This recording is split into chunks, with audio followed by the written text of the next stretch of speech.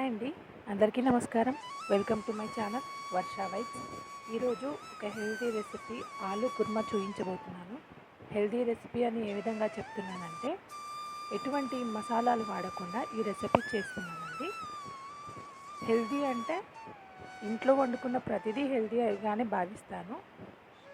So అందులో ఇంకొంచెం మసాలాలు అవన్నీ లేకుండా ప్లెయిన్గా వండుకుంటే ఇంకా హెల్తీ అని చెప్పొచ్చు.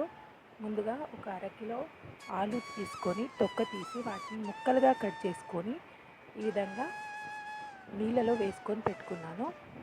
తర్వాత ఇంకే ఇంగ్రీడియంట్స్ కావాలో వాటిని కట్ చేసి ముక్కలుగా చేసి పెట్టుకున్నాను. టమాటా, ఉల్లిపాయ, పచ్చిమిర్చి, కరివేపాకు, కొత్తిమీర ముక్కలుగా చేసి ఉంచుకున్నానండి.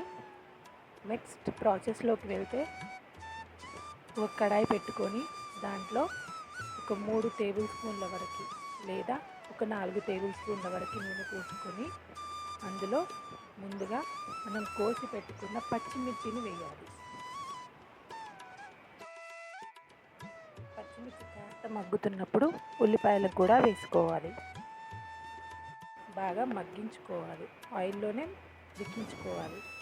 అది కాస్త కలర్ చేంజ్ అవుతున్నప్పుడు కొద్దిగా అల్లం వెల్లుల్లి పేస్ట్ వేసి దాన్ని కూడా రంగు మారేంత వరకు నూనెలో మగ్గించుకోవాలి. తర్వాత ఒక 1/2 టేబుల్ స్పూన్ వరకు పసుపు వేసుకొని మళ్ళీ కలుపుకోవాలి.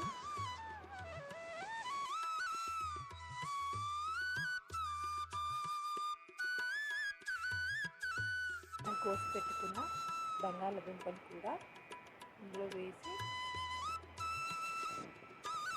కలుపుకోవాలి.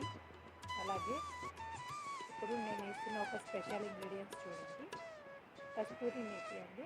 ఇది సూపర్ మార్కెట్లో అవైలబుల్ ఉంటుంది. ఈ కస్తూరి మేతి వేస్తే చాలా మంచి ఫ్లేవర్ వస్తుంది.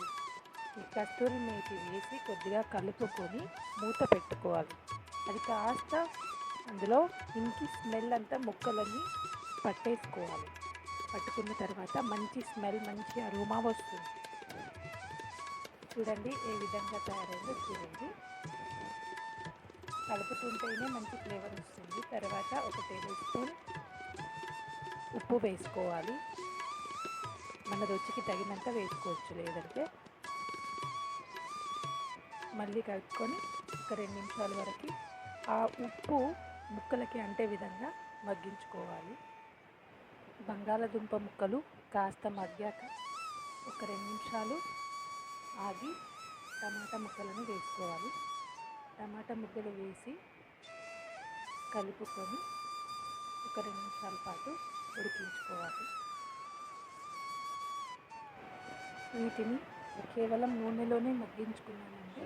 ఇప్పటి వరకు ఇంకా వాటర్ యాడ్ చేసుకోలేదు. ఇవి కాస్త నూనెలో మగ్గినట్లయితే మనం వేసిన అల్లం వెల్లుల్లి పేస్ట్ స్మెల్ మరియు కస్తూరి మేతి స్మెల్ దానికంటే మంచి అరోమా వస్తుంది. తరువాత కాస్త మనకి రుచికి తగినంత ఒక టేబుల్ స్పూన్ లేదా తినేవాడి రుచికి తగినంత 2 టేబుల్ స్పూన్ల వరకు వేసుకోవచ్చు. కారం తగినంత వేసుకోవచ్చు. ఇప్పుడు నేను ఒక 250 ml వరకు గ్రేవీ కోసం వాటర్ని యాడ్ చేసుకున్నానండి.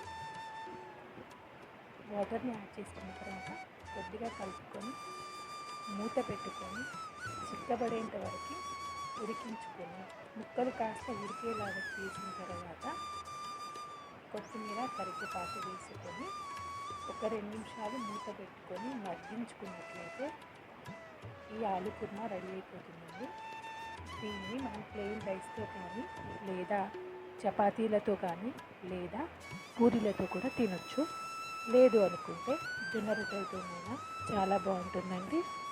ఈ కర్రీ మసాలాలు లేకుండా వండడం వల్ల ఎవరైనా తినొచ్చు. చిన్నపిల్లలైనా పెద్ద పిల్లలైనా గొంతులో మంటలు, కడుపులో ఇబ్బంది, గ్యాస్ ఫామ్ లాంటివి ఇబ్బంది ఉండకుండా ఈ విధంగా చేసుకున్నట్లయితే రుచికి రుచి ఉంటుంది, ఆరోగ్యానికి ఆరోగ్యం ఉంటుంది. Thanks for watching my video.